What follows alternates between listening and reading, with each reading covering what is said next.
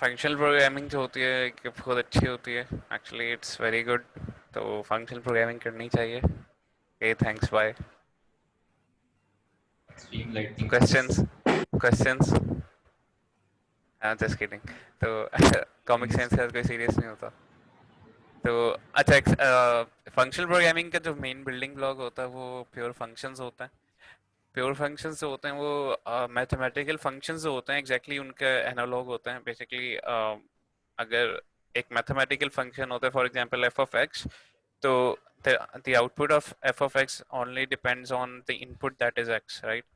तो F of X is equal to anything जो होती है वो आपके टोटली डिपेंड कर रहा होता है एक्स के ऊपर।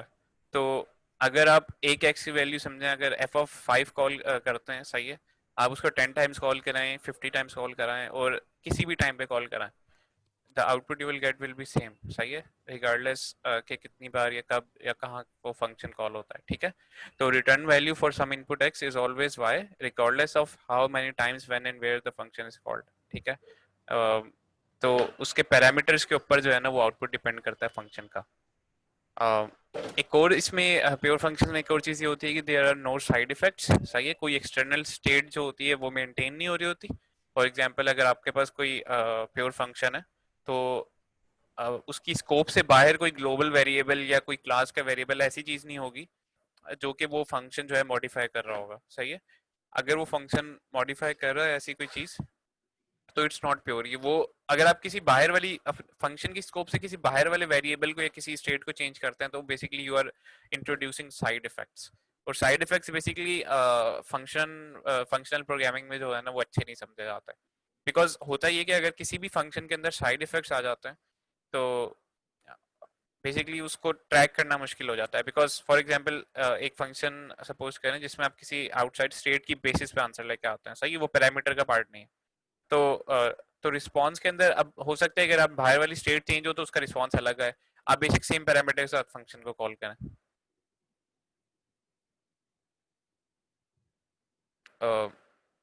आप साइड इफेक्ट्स दोबारा समझा सकते हो मुझे, क्या चीज़ होती है? बेसिकली आपके फंक्शन की स्कोप से बाहर जितनी भी चीजें हैं ना वो आप उनको नहीं छेड़ सकते, सही है, you can not change them ना ही आप और कोशिश ये करेंगे उनको रीड भी ना करें। बिकॉज उनको रीड करेंगे ना कोई एक्सटर्नल स्टेट से कोई वैल्यू, यानी कि एक्सटर्नल स्टेट एज इन आपकी, अगर आपका फंक्शन किसी क्लास में है तो उस क्लास लेवल के वेरिएबल्स या कॉन्स्टेंट्स है जो भी। और इसी तरह अगर आपका फंक्शन किसी ग्लोबल स्कोप में है तो इसी ग्लोबल जो वेरिएबल्स होते हैं उनको आप बिल्कुल नहीं छेड़ सकते। जो आपके पास पैरामीटर्स आए और जो फंक्शन के अंदर आप लोकली कोई वेरिएबल्स डिक्लेयर करते हैं, दैट्स योर होल वर्ल्ड, उसके अंदर आपने चेंजेस करनी है। अगर उससे बाहर कोई चेंजेस करते हैं तो वो साइड इफेक्ट्स कहलाता है। तो होता उससे ये है कि अगर किसी फंक्शन से साइड इफेक्ट्स इंट्रोड्यूस होते हैं तो होता ये कि उस फंक्शन को हम वो नहीं कर सकते, करेक्टली प्रेडिक्ट नहीं कर सकते। बिकॉज आप एक बार कॉल करेंगे कुछ साइड इफेक्ट आएगा, दूसरी बार कॉल करेंगे कुछ साइड इफेक्ट डिफरेंट आएगा। और साइड इफेक्ट्स ऐसे होते हैं जो कि डायरेक्टली विजिबल नहीं होते फंक्शन कॉल के साथ यूजुअली। अच्छा, साइड इफेक्ट्स में और भी बहुत सारी चीजें आती है। फॉर एग्जांपल आपने फंक्शन से कोई फाइल राइट कर दी, तो ये आप बेसिकली कोई एक्सटर्नल स्टेट चेंज कर रहे हैं, तो ये भी साइड इफेक्ट है। तो होता ये कि बेसिकली फंक्शनल प्रोग्रामिंग जो है ना वो यूजफुल है फॉर डाटा प्रोसेसिंग वगैरह। लेकिन इसमें एक जो इशू है वो ये है कि अगर आप साइड इफेक्ट्स इंट्रोड्यूस नहीं करते ना तो प्रोग्रामिंग में आप काफी सारी चीजें अचीव ही नहीं कर सकते। बिकॉज फाइल राइट करना, कोई पोर्ट ओपन करना, कोई इस तरह का काम करना राइट। जो है वो आपके पास साइड इफेक्ट्स होते हैं, ठीक है। सो प्योर फंक्शन समझ आ गए, बिल्कुल मैथमेटिकल फंक्शंस की तरह होते हैं, उनको इसी तरह अगर सोचें तो लाइक क्लियरली समझ आ जाते हैं। अच्छा, तो फिर अगर ऐसा है तो फिर हम फंक्शनल प्रोग्रामिंग में क्या अचीव कर सकते हैं और कैसे कर सकते हैं? तो बेसिकली आप करते हैं कि काफ़ी सारे प्योर फंक्शंस को चेंज करते हैं आप उसमें, ठीक है। Some pure function are simply for filtering, some for mapping. तो फिल्टरिंग और मैपिंग वगैरह ये जो है ना ये प्योरली फंक्शनल प्रोग्रामिंग से कॉन्ट्रैक्ट्स आए हैं। तो इसमें होता ये है कि उसकी खैर हम बात करते हैं। लेकिन होता ये कि बेसिकली आप पाइपलाइन के स्टाइल में ना डाटा को प्रोसेस करते हैं और यूजुअली हम फंक्शनल प्रोग्रामिंग में जो है ना लिस्ट्स को प्रोसेस कर रहे होते हैं। सबसे पहली अगर कहा जाए फंक्शनल प्रोग्रामिंग लैंग्वेज तो थी, उसका नाम था लिस्प। तो लिस्ट का मतलब ही ये है कि लिस्ट प्रोसेसर जो है उसके जो नाम है ना, LIS is list and P is processor. तो लिस्ट प्रोसेसर वो लैंग्वेज है, उसमें बेसिकली सिर्फ लिस्ट होती हैं, डाटा टाइप मेन, और उसके अंदर आप कुछ भी रख सकते हो, और आप उसमें जो भी काम कर रहे हो बेसिकली आप लिस्ट को प्रोसेस कर रहे हो। इस अच्छा, तो यूजुअली फिर हम स्ट्रीम्स ऑफ डाटा के साथ काम करने के लिए जो है हम फंक्शनल प्रोग्रामिंग के कंस्ट्रक्ट यूज करते हैं। नॉर्मली फंक्शनल प्रोग्रामिंग ज़्यादा यूज नहीं होती, लेकिन कुछ बड़े प्रोजेक्ट्स हैं जो कि फंक्शनल प्रोग्रामिंग में लिखे हुए हैं, जैसे हैशकेल होगी या रैकेट होगी, इनमें कुछ बड़े प्रोजेक्ट्स लिखे हुए हैं लोगों ने। लेकिन नॉर्मल लोग मैथमेटिशियन ज्यादा यूज करते हैं, नॉर्मल लोग कम यूज करते हैं, लेकिन इसके कुछ कॉन्स्ट्रक्ट्स जो हैं हमारे पास डिफरेंट लैंग्वेजेस ने अपने पास इंपोर्ट कर लिए हैं, ताकि हमारे पास डाटा प्रोसेसिंग की पाइपलाइंस इजीली बन सके। अ, इधर कुछ छोटा सा क्विज होगा, आप लोगों को सिंपली ये करना है, नीचे से पार्टिसिपेंट्स पे क्लिक करें अपने जूम की विंडो पे, और जब भी कोई क्वेश्चन आएगा तो you just have to press yes और नो। सही है, तो इससे बेसिकली आइडिया ये हो जाएगा कि आपका क्विज का आंसर बेसिकली वही हो जाएगा। तो जब सब रेडी हैं तो फिर हम क्विज पे चलते हैं।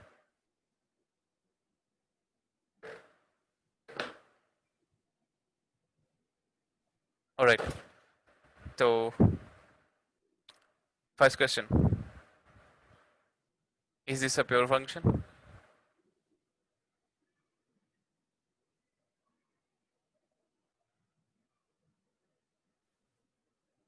Yep. सही है, तो सारा ने सही गेस कर लिया, it's a pure function. Pure function क्यों है? बिकॉज कोई साइड इफेक्ट नहीं है। सही है, इस फंक्शन की स्कोप से बाहर कुछ चेंज नहीं हो रहा, दो पैरामीटर ए और बी हैं और उन्हीं की बेसिस से कुछ रिस्पॉन्स आ रहा है। सही है, रिटर्न वैल्यू जो है, तो और कुछ नहीं हो रहा है इस फंक्शन में। सही है, तो इसको अगर आप एक ए की कोई एक फिक्स वैल्यू और बी की किसी फिक्स वैल्यू के लिए 5 बार भी कॉल करेंगे, हमेशा सेम वैल्यू रिस्पॉन्स में आएगी। Is this a pure function?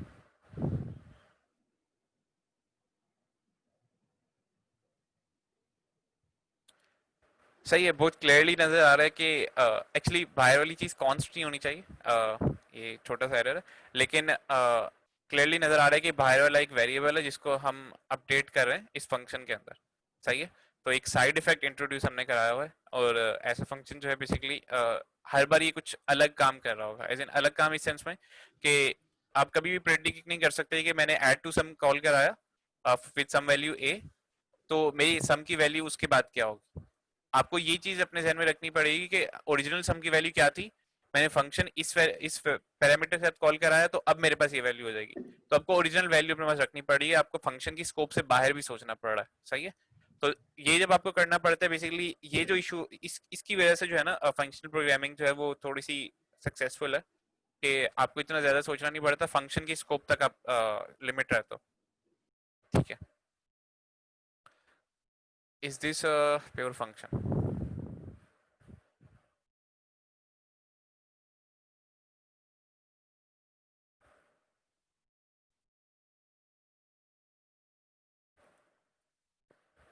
ठीक है, अच्छा ये प्योर फंक्शन नहीं है, इसका रीजन ये है कि हमें ग्लोबल हमारे पास स्टेट है, जैसे हम टाइम कहते हैं या डेट कहते हैं, हम उसको यूज कर रहे हैं। उसको यूज करने का मतलब ये है कि हम बेसिकली अपनी जो कोई पैरामीटर नहीं आ रहा, और रिस्पॉन्स जो है ना वो एक ग्लोबल स्टेट की बेसिस पे, जो कि ग्लोबल स्टेट है टाइम की बेसिस पे जो है वो कैलकुलेट हो रहा है। सही है, तो this is not a pure function. Is this a pure function?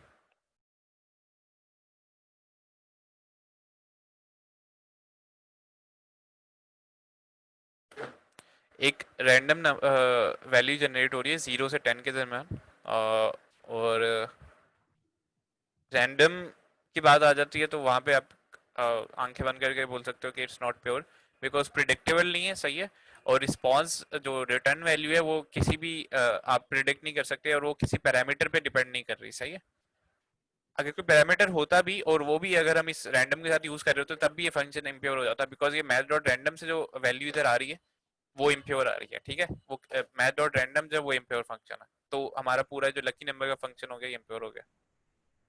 So one question, कि प्रीवियस वाली एग्जांपल में कोई भी साइड इफेक्ट नहीं है ना, वो कोई स्टेट चेंज करता, तो प्योर फंक्शन नहीं कह सकते फिर भी इसको। हम एक्सटर्नल स्टेट यूज कर रहे हैं, सही है। मैथ डॉट रैंडम जो है ना, ये हमारे पास एक एक्सटर्नल फंक्शन है जो कि इटसेल्फ इम्प्योर तरीके से काम कर रहा होता है। सही तो है। आइडिया ये है कि हमारे ये अगर हम कोई किसी प्योर फंक्शन के साथ किसी इम्प्योर फंक्शन को यूज कर लेते हैं ना, तो हमारा जो प्योर फंक्शन है वो भी इम्प्योर हो जाता है। सही है, तो डिटर्मिनिस्टिक और प्रिडिक्टेबल होना भी ज़रूरी है for it to be a pure वो फंक्शन। इस चीज से इम्प्लाई हो जाता है कि अगर आपके पास वो फंक्शन एक्सटर्नली कोई एक्सटर्नल स्टेट को यूज ना करे अपनी वैल्यू की कैलकुलेशन में, तो मैथ डॉट रैंडम जो है ना, behind the scene external state लाजमी यूज कर रहा होगा। इसके पास कोई रैंडम एंट्रोपी बिट्स होंगी, प्रोसेसर से ले रहा होगा वो, या बहुत सारी उसकी टेक्निक्स हो सकती हैं। तो वो सारी चीजें जो है ना वो एक्सटर्नल स्टेट्स होती हैं। तो अभी के लिए हम ये भी एज्यूम कर सकते हैं कि मैथ डॉट रैंडम जो है वो एक सिस्टम से फाइल रीड करता है, वहां से उसको कुछ वैल्यू मिलती है। तो that's also accessing external state. तो एक्सटर्नल स्टेट जहाँ भी एक्सेस करके आप अपना रिस्पॉन्स जनरेट करेंगे, अपने फंक्शन की रिटर्न वैल्यू जनरेट करेंगे, तो that's not not not pure. और अगर आप ऐसा काम किसी और प्योर फंक्शन के अंदर कर लेते हैं तो वो फंक्शन बेशक बाकी सारी जगहों पे प्योर हो, इसको ऐड करने से इम्प्योर हो जाएगा। सही, थैंक यू। बाकी everything is pseudo random, true randomness नहीं है भाई। मैं भी आपको कह रहा हूँ बिकॉज इसमें भी खैर as a interesting tidbit, philosophers जो होते हैं वो इसमें दो उसके राय हैं। एक होते हैं डिटर्मिनिस्टिक, वो बोलते हैं कि लाइक सारे प्रोसेसेस जो होते हैं वो 100% डिटर्मिनिस्टिक हैं। और कुछ जो होता है वो बोलते हैं कि वो डिटर्मिनिस्टिक नहीं है, उनमें रैंडमनेस है। तो मेरे ख्याल से कि रैंडमनेस इस तरह ट्रूली एग्जिस्ट नहीं करती, कुछ स्पेसिफिक सिनेरियोज में करती है, लेकिन वो एक अलग डिबेट है। सही है। Last question, is this a pure function?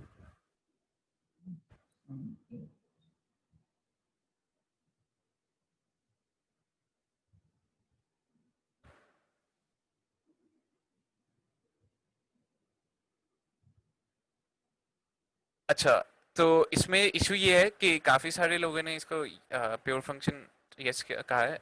इधर इशू ये है कि हम कंसोल डॉट लॉग कर रहे हैं, सही है, दैट्स प्रिंटिंग। और प्रिंटिंग में हम एक एक्सटर्नल स्टेट चेंज कर रहे हैं, हम कोई बफर के अंदर वैल्यू डाल रहे हैं, या हम बेसिकली अगर आपको इस सेंस में देखें कि आपने ऐड ए और बी कॉल कराया, अब आपको पीछे वाली मैं नॉलेज ना दूं कि मैंने पहले 5 बार ये कॉल कराया हुआ है, और अब मैं आपसे पूछ लूं कि मेरा जो कंसोल है वो कैसा दिख रहा होगा, तो आप बोलेंगे कि उस पर एक बार सम एज लिखा है होगा एक्चुअली। लेकिन मैंने आपको ये नहीं बताया कि मैंने पहले 5 बार ऐड कॉल कराया हुआ है, और कहाँ से कॉल कराया है ये भी आपको नजर नहीं आ रहा। तो तो बेसिकली ये भी एक इशू होता है।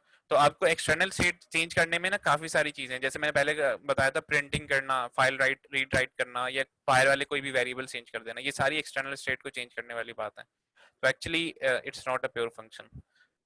जो कंसोल लॉग हो रहा है ना, वो एक्सटर्नल स्टेट को कोई चेंज कर रहा है।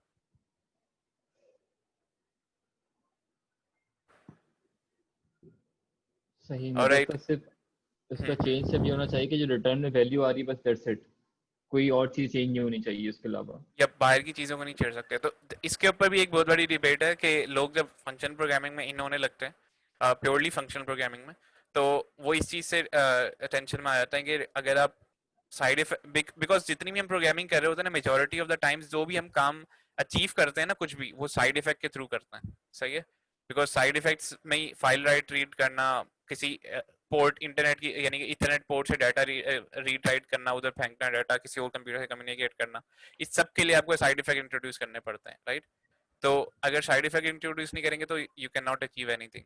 तो होता ही है कि आप प्रोग्रामिंग जब करते हैं तो आप ये कह देते हैं कि हम ना कुछ फंक्शंस जो जो साइड इफेक्ट इंट्रोड्यूस कर रहे हैं, we will call them in in essence वो इम्प्योर होते हैं। फॉर एग्जांपल कंसोल लॉग जो है ये इम्प्योर है, लेकिन हम इनको कह देते हैं, हम एज्यूम कर लेते हैं कि दीज आर प्योर फंक्शंस, सही है, इससे कोई स्टेट हमारी चेंज नहीं हो रही इवन तो हो रही होती है।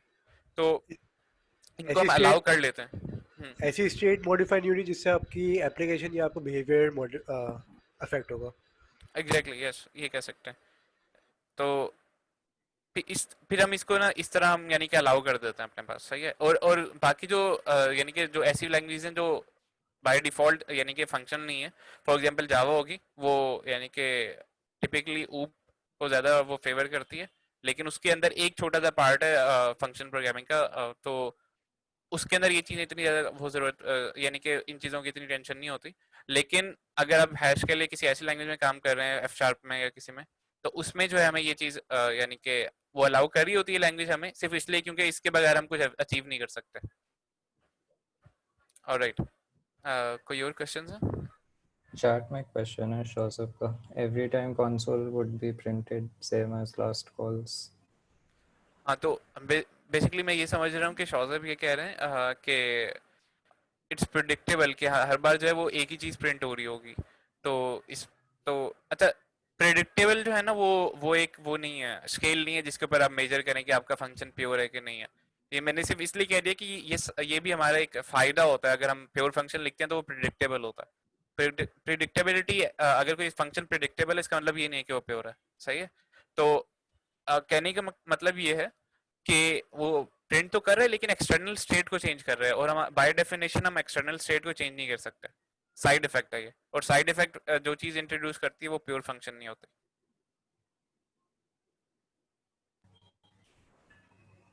Cool. Thank you. ऑलराइट, सो अब हम जावा स्ट्रीम एपीआई देख लेते हैं जल्दी से। जावा 8 के अंदर जावा में स्ट्रीम्स और लैम्डा फंक्शन और इस तरह की चीजें इंट्रोड्यूस कराई थी इन्होंने। हम इनको देख लेते हैं। तो इसमें कुछ बिल्डिंग ब्लॉक्स हैं एसेंशियल, जिसके जरिए हम जो है ना लिस्ट को या स्ट्रीम्स ऑफ डाटा को, एरेज को वगैरह को हम प्रोसेस कर सकते हैं, फिल्टर कर सकते हैं, उनको मैप कर सकते हैं वगैरह वगैरह। तो ये फिल्टर करना, मैप करना, इन सारी चीज़ों को हम एक बार देख लेते हैं कि ये किस तरह होती है।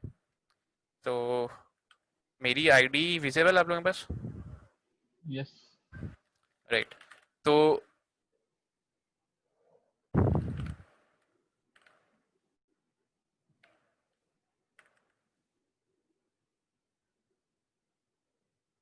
हमारे पास एक स्टूडेंट की लिस्ट आए थे।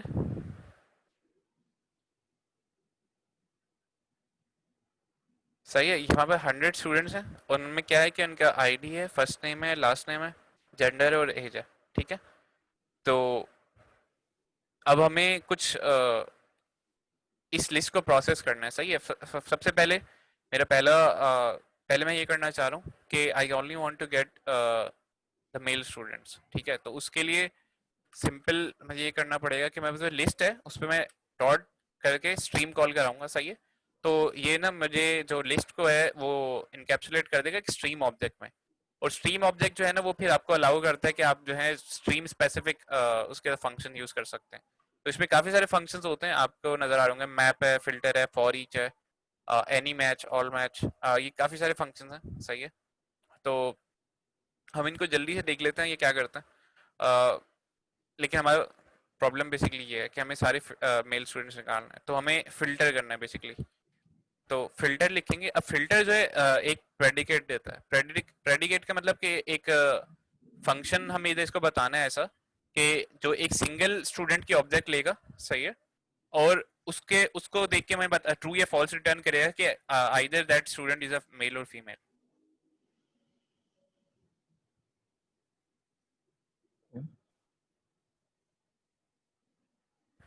अच्छा, तो इसको भी हम बाद में कंपेयर कर लेंगे कि अगर हम इसको लूप्स के जरिए करते तो कैसे करते हैं।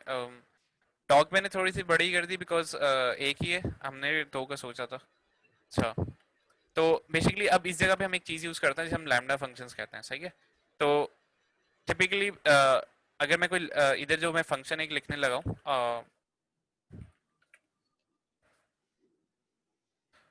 ये मैंने इधर एक लैम्डा फंक्शन लिखा है। अच्छा, ये फंक्शन अभी कर क्या रहा है? ये मैंने एक फंक्शन लिखा है जो बेसिकली कर ये रहा है कि एक बूलियन रिटर्न कर रहा है और एक स्टूडेंट इनपुट के तौर पे ले रहा है, ठीक है। तो हम लिखते कैसे हैं, हम जो इनपुट होता है फंक्शन का वो इधर लिखते हैं और उसके बाद एक एरो डाल देते हैं और उसके आगे हम इम्प्लीमेंटेशन लिख देते हैं फंक्शन की। अगर सिंगल लाइन है तो एक लेवल यानी कि इस तरह डायरेक्ट लिख सकते हैं, लेकिन अगर मल्टी लाइन पे आपने इम्प्लीमेंटेशन लिखनी है तो आप इस तरह ब्रैकेट्स में कर सकते हैं, और आपको फिर अगर ब्रैकेट्स में कर देंगे तो आपको इधर रिटर्न भी लिखना पड़ेगा, ठीक है। अच्छा, हो बेसिकली इधर क्या रहा है कि इधर सिंपली ये हो रहा है, और ये वाला जो पार्ट है बेसिकली वो हमने इधर डायरेक्टली समझे, हमने कुछ इस तरह का काम इधर करने की कोशिश की है। लेकिन जावा स्ट्रीम्स के अंदर जो प्रेडिकेट होते हैं ना, वो आपको लैम्डा के जरिए बनाने पड़ते हैं। इधर देखें, अगर मैं इधर देखता हूँ तो ये मुझसे प्रेडिकेट मांग रहा है। तो प्रेडिकेट का मतलब ये है कि मुझे इधर लैम्डा एक लिखना पड़ेगा। जो प्रेडिकेट का एक और मतलब ये है कि बेसिकली मुझे ट्रू या फॉल्स रिटर्न कराना है अपने लैम्डा फंक्शन से, ठीक है। तो उसके लिए मैंने बेसिकली ये वाली चीज यूज कर ली है। तो इनपुट में एक स्टूडेंट आएगा,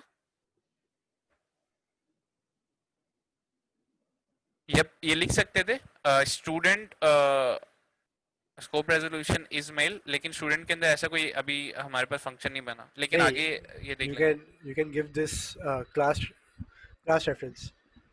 हाँ, तो क्लास रेफरेंस देने के लिए हम ये कर सकते हैं कि स्टूडेंट में जाएं और यहाँ पे एक बुलियन बना सकते हैं कि इज मेल, ठीक है। और ये करेगा कि return this dot gender equals male, ठीक है।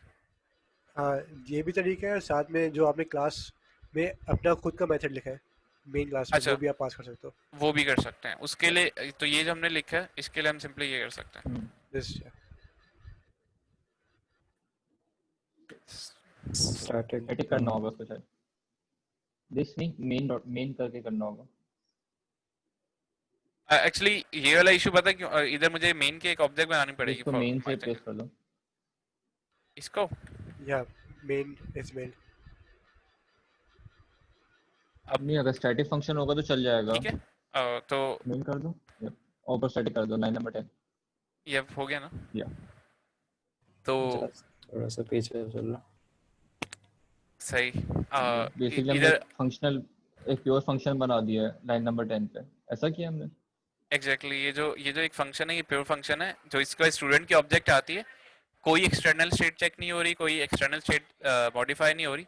हो ये रहा है कि जो भी स्टूडेंट आ रहा है उस पर सिर्फ एक चेक लग रहा है और उसकी बेसिस पे ट्रू या फॉल्स रिटर्न हो रहा है, दैट्स इट। तो हाँ, तो मैं इधर ये कर रहा था कि जस्ट वांट, तो अब हम ये अपने सारे स्टूडेंट्स प्रिंट करके देख लेते हैं।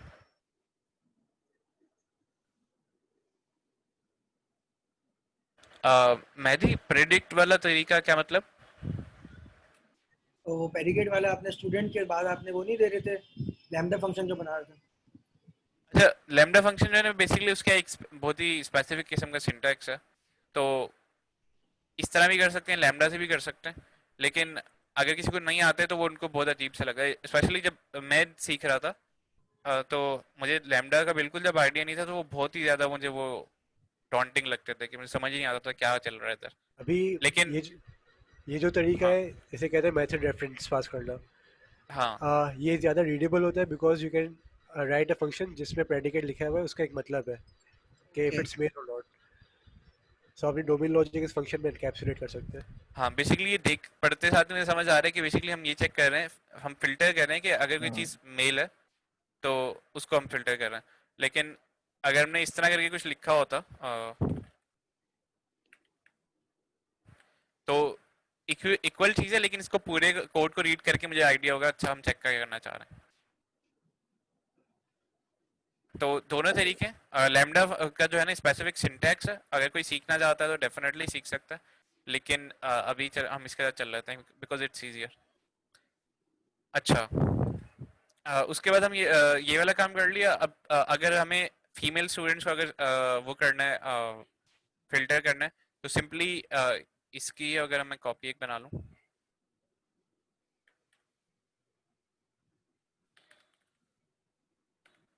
और इसकी जगह पे इस फीमेल यूज कर लेते हैं, तो सारे हमारे पास फीमेल स्टूडेंट्स आ गए, ठीक है। उसके बाद हमको, अच्छा, अब एक नया अजीब सा यूज केस है, उसमें हमें ये करना है कि हमारे पास स्टूडेंट्स के लिए ना, स्टूडेंट्स के लिए हमारे पास उनके फर्स्ट क्लास नेम पढ़े, हमें उससे जो है ईमेल जनरेट करनी है उसकी, सही है। ईमेल हमें उसको बिल्ड करके देनी है एज अ स्ट्रिंग। तो इस काम के लिए जो है ना फिल्टर का मकसद क्या होता है कि अगर कोई प्रेडिकेट किसी चीज पे ट्रू होता है तो वो वाली वैल्यू इंक्लूड हो जाती है फाइनल स्ट्रीम के अंदर, और अगर किसी चीज के ऊपर वो प्रेडिकेट ट्रू नहीं होता तो वो चीज इंक्लूड नहीं होती। फिल्टर ये करता है। तो इसके बाद एक और हम चीज देख रहे हैं इधर, उसे कहते हैं मैप। सही है। मैप ये करता है कि ये हमसे एक फंक्शन लेता है, और ये करता है ये बेसिकली कि हमें एक एक करके स्टूडेंट जो है इनपुट देता जाएगा हमारे फंक्शन में, और हमें उसको किसी वैल्यू में यानी कि किसी और चीज में हम कन्वर्ट कर सकते हैं बेसिकली। फॉर एग्जांपल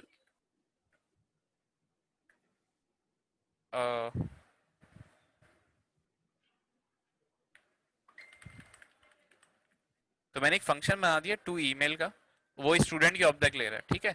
और अब स्टूडेंट की ऑब्जेक्ट को जो है वो मैं इससे ईमेल इसके स्टूडेंट की जनरेट करूंगा। तो ईमेल के उन्होंने मुझे आइडिया बताया हुआ है कि बेसिकली फर्स्ट नेम का फर्स्ट लेटर और फिर लास्ट नेम @college.com।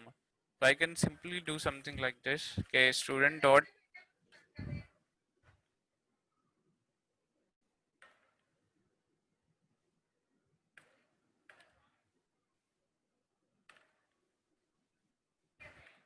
ठीक है।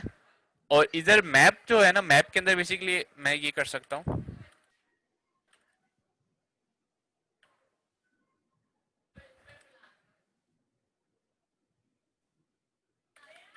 ठीक है।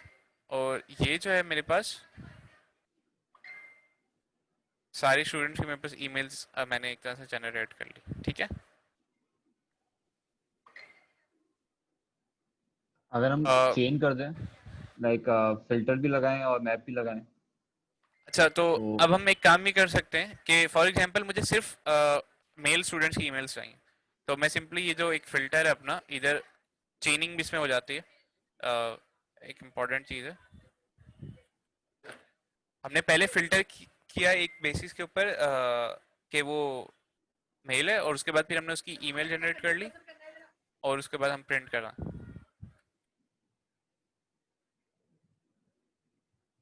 तो अब हमारे पास सिर्फ मेल स्टूडेंट्स की ईमेल्स आई होंगी, ठीक है। अच्छा मैप के बाद हम फिल्टर नहीं लगा सकते ना, इसलिए वो नहीं स्ट्रिंग में नहीं, कन्वर्ट है। अच्छा हाँ, इस मैप के बाद वो वाला फिल्टर नहीं लगा सकते, लेकिन अब आप स्ट्रिंग की बेसिस के ऊपर फिल्टरिंग कर सकते हैं। सही है सही है, कि इफ इट स्टार्ट्स विद सही है, समझ गया। जे कर लो, solid zeros J. Start with का ठीक होता है है। ना वैसे। तो स्टार्ट्स विद भी होता है, अभी हमने यानी कि फर्स्ट कैरेक्टर जे है, तो ये सिर्फ हमने उसके बाद दोबारा फिल्टर कर लिया कि सिर्फ सारी ईमेल जो कि जे से स्टार्ट हो रही हैं। सही है। तो चेनिंग किसी भी लेवल की हो सकती है, कितने भी टाइम कर सकते हैं, लेकिन आपको बस ये चीज देखनी पड़ेगी। देखें, इनिशियल मुझे आईडी मुझे हेल्प कर रही है कि इनिशियली मेरे पास स्ट्रीम ऑफ स्टूडेंट्स आ रहा है, उसके बाद मैंने फिल्टर किया तब भी स्ट्रीम ऑफ स्टूडेंट्स ही है मेरे पास, लेकिन वो कुछ बीच में से कट आउट हो गए होंगे, फिल्टर हो गए होंगे। सही फिर है, उसके इसके बाद बाद जब मैंने मैप कर दिया ना, तो वो मेरे पास स्ट्रीम ऑफ स्ट्रिंग्स आ रहा है। सही है। और उसके बाद जब मैंने दोबारा फिल्टर किया तो मेरे पास स्ट्रीम ऑफ स्ट्रिंग्स ही है, ठीक है। तो ये चीज आपको इधर यानी कि अपने पास रखनी होगी, अपने पास यानी कि इस चीज का आइडिया रखना होगा कि मेरे पास करंट टाइप क्या चल रही है स्ट्रीम के अंदर वैल्यूज की। ये इंटरप्राइज आईडी नहीं है, ये कम्युनिटी वर्जन है इंटेलिजे का, तो कोई भी यूज कर सकता है। नाइस। मैं ये सोच रहा हूँ कि यही चार फंक्शन हम लोग जब बगैर स्ट्रीम के करते तो कोड कैसा दिखता। आई गेस एक राइट। बड़ा सा फॉर का लूप होता, just so that we can compare कि स्ट्रीम्स का फायदा है भी कि नहीं। जल्दी से मैं ये वाली काम कर देता हूँ, जो जाजिब भाई कह रहे हैं। बेसिकली हमारे पास सबसे पहले स्टूडेंट्स के ऊपर हम वो कर रहे हैं, और इटरेट करेंगे। और पहला हमारे पास एक इफ की कंडीशन आएगी कि इफ स्टूडेंट डॉट जेंडर, या हम इसको इस तरह ये भी कर सकते हैं कि इज मेल डायरेक्ट यूज करना। और उसके बाद फिर हमें ये करना पड़ेगा कि एक स्ट्रिंग लेनी पड़ेगी,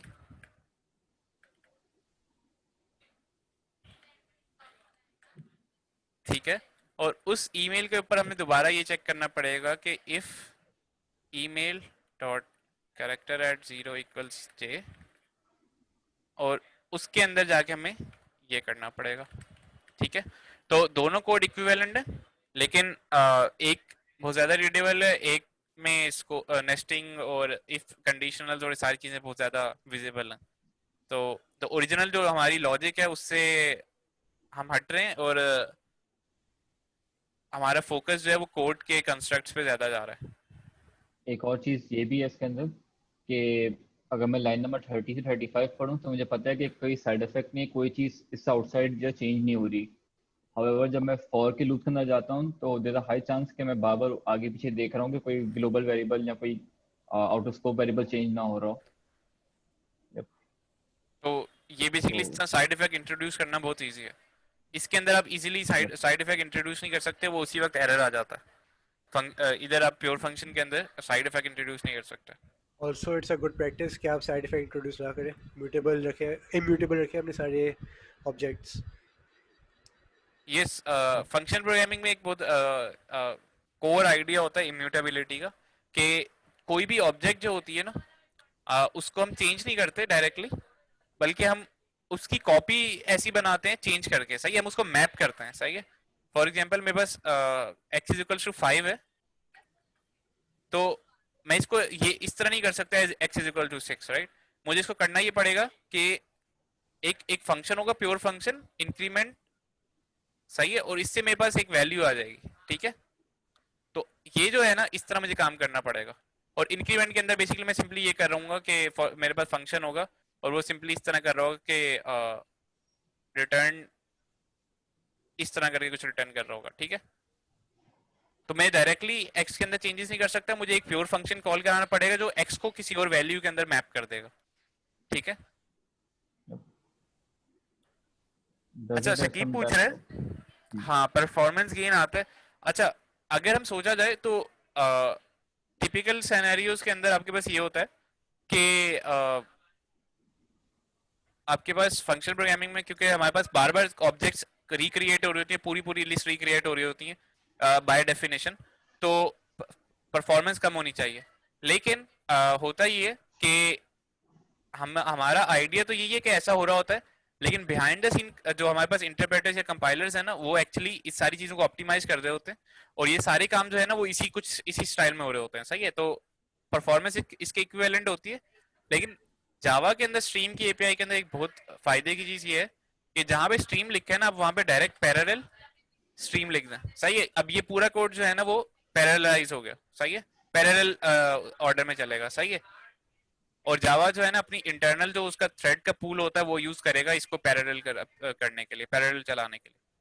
तो इंटरनल अगर थ्रेड का पूल जावा ने अपना 8 या 6 सेट किया हुआ है, तो अब ये सारी चीजें पैरेलल में चलेंगी। पैरेलल स्ट्रीम स्लो तब होगी जब आपके पास डेटा सेट बहुत छोटा है।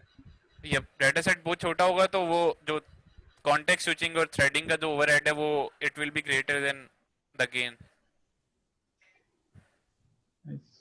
And one more, prematurely optimise नहीं करना चाहिए। Exactly, Yep. एंड और one more downside of using parallel streams के it's a single thread pool. अगर आपकी पूरी एप्लीकेशन पैरेलल स्ट्रीम यूज कर रही है तो कोई हाई लेटेंसी फंक्शन इसको ब्लॉक कर सकता है। सो ये भी Yep. ख्याल रखना पड़ता है। हाँ, बेसिकली इसका एक यूनिवर्सल, मैंने जैसे बताया कि जावा ने अलग से एक थ्रेड पूल रखा होता है, जो कि सिर्फ इस काम के लिए होता है कि इंटरनल जो पैरेलल स्ट्रीम के साथ यूज करेंगे या कुछ और फंक्शन है उनके साथ यूज करता है वो। तो उसमें ये होता है कि अगर कोई अपने उन थ्रेड्स के ऊपर कोई ब्लॉकिंग या कोई ऐसा फंक्शन चला दिया काफी देर तक चली जा रहा है, तो बाकी हर जगह की स्ट्रीम्स वगैरह ब्लॉक हो जाएंगी, ठीक है। तो इसी तरह हमने ये वाला कर लिया। उसके बाद हम देखना चाह रहे हैं कि filter students eligible for exchange program. ये बेसिकली फिल्टर की एक और एग्जांपल है। जैसे इस मेल का हमने एक प्रेडिकेट बनाया, हम इसी तरह एक प्रेडिकेट बना सकते हैं, इज एलिजिबल फॉर एक्सचेंज, और उसके अंदर जितनी भी हमने कंडीशंस डालनी है स्टूडेंट के ऊपर, कि भाई एज ये होनी चाहिए, जेंडर ये होना चाहिए, ये होना चाहिए, वो होना चाहिए, वो हम सारी डाल सकते हैं। तो आई डोंट थिंक इसको करने की जरूरत है। अच्छा, एक और similar to this email thing, हमने filter and list students and append mister with their first name. तो हमें पहले मेल स्टूडेंट्स को फिल्टर करना है और उनके नाम के साथ जो है वो फर्स्ट नेम के साथ मिस्टर अटैच करना है। It's quite similar to this email thing, तो इसको भी अब मेरे ख्याल से हम छोड़ सकते हैं। एक थोड़ा सा अलग किस्म का यूज केस इधर आया कि find average age of female students. तो उस इसके लिए हम क्या कर सकते हैं कि हम स्ट्रीम करें, और उसके बाद हम ये करना चाहेंगे कि सारी जो स्टूडेंट्स की मेरे पास ऑब्जेक्ट जो स्ट्रीम है, मैं हर ऑब्जेक्ट को जो है एक इंटीजर पे मैप करना चाहूंगा, सही है, यानी कि एक इंटीजर वैल्यूज में कन्वर्ट करना चाहूंगा, और इंटीजर वैल्यू क्या होगी, वो स्टूडेंट की एज होगी। उससे पहले मैं पहले फिल्टर कर लेता हूँ कि मेरे पास स्टूडेंट जो है वो पहले फीमेल होना चाहिए, और उसके बाद फिर मैं उसको मैप कर लेता हूँ। अच्छा, मेरे पास दो दो ऑप्शन है, या तो मैं डायरेक्ट मैप कर लूँ, सही है, और इधर सिंपली जो मेरे पास स्टूडेंट की ऑब्जेक्ट आ रही है उसको सिंपली स्टूडेंट डॉट एज के ऊपर मैप कर लूँ, ठीक है। और उसके बाद जो है मैं इसके अंदर एवरेज लेने की कोशिश कर सकता हूँ, लेकिन एवरेज लेने के मुझे इधर रिड्यूस लगाना पड़ेगा। रिड्यूस थोड़ा सा मुश्किल हो जाता है, सही है, अगर आपके पास टिपिकल यूज सिनेरियो है, फॉर एग्जांपल एवरेज वाला या सम वाला, तो उसके लिए आप जो है ना direct map to integer use कर लो, सही है। तो मैप टू इंटीजर से ये होगा कि जो भी वैल्यू पे मैप हो रहा होता है, ये पहले तो एक बार उसको कास्ट भी कर लेगा to be on the safe side. For example मैंने क्या करना था,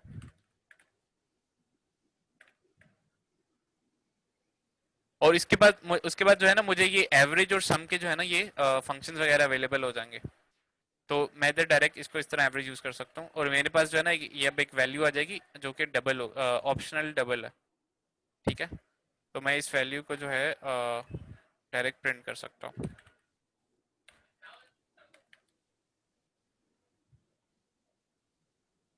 तो एवरेज एज जो हमारे पास है वो 15.69 है, ठीक है। तो ये एक सिंपल सा, अच्छा ताहिर भाई कह रहे हैं कि we should use map here. तो मैप के लिए जो है ना हम बेसिकली सबसे पहले ये करेंगे, ठीक है, और उसके बाद अब हमें जब एवरेज लेना है तो अब हमें इधर रिड्यूस लगाना पड़ेगा। रिड्यूस करने के लिए, अच्छा अब एवरेज क्योंकि हम ले रहे हैं, तो एवरेज लेने का मतलब ये है कि हमें इधर साइज ऑलरेडी पता होना चाहिए।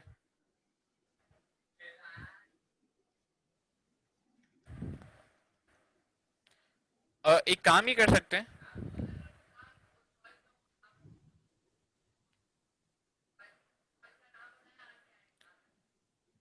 आई थिंक हमें एक्यूमुलेटर डायरेक्ट मिले होते हैं। ताहिर भाई इधर एक्यूमुलेटर हमें बिल्ट इन होता है लाइब्रेरी में फॉर सम करने के लिए। जी है। समिंग बताइएगा, सब समिंग इन के नाम से होता है। अ, मुझे समझ नहीं आया। Coming in. समिंग एंड,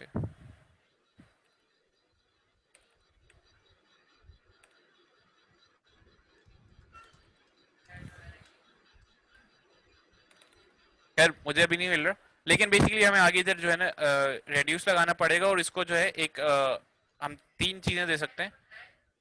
या तो हम इसको एक बाइनरी ऑपरेटर दे दें एक्यूमुलेटर, सही है, या हम आइडेंटिटी दे दें, बेसिकली एक स्टार्टिंग वैल्यू दे दें। फॉर एग्जांपल अगर मैं सारी एजेस का सम करना चाह रहा हूँ, तो मैं सिंपली ये कर सकता हूँ कि जीरो एक आइडेंटिटी दे दी, और उसके आगे फिर मैं एक्यूमुलेटर दे सकता हूँ। एक्यूमुलेटर का सिंटैक्स मुझे एग्जैक्टली क्लियर नहीं है कि किस तरह होता है, लेकिन व्हाट यू गेट इज, हाँ आपके पास दो वैल्यू होती हैं,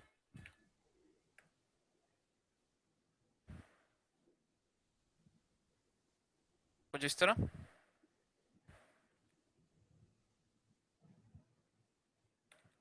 आप रन करके देखो क्या होता है।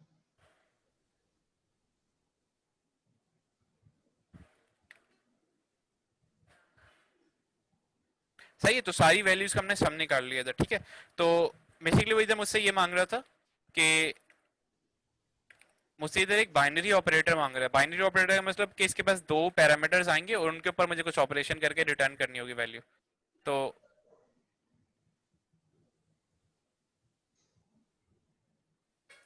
यस, तो basically that's it for today, यानी कि फंक्शनल प्रोग्रामिंग का बहुत ही टॉप से आइडिया और थोड़ा सा जावा स्ट्रीम्स का फ्लेवर, उस दैट्स इट। तो कोई स्पेसिफिक क्वेश्चन हम पूछ सकते हैं, अदरवाइज इसको स्टॉप करते हैं।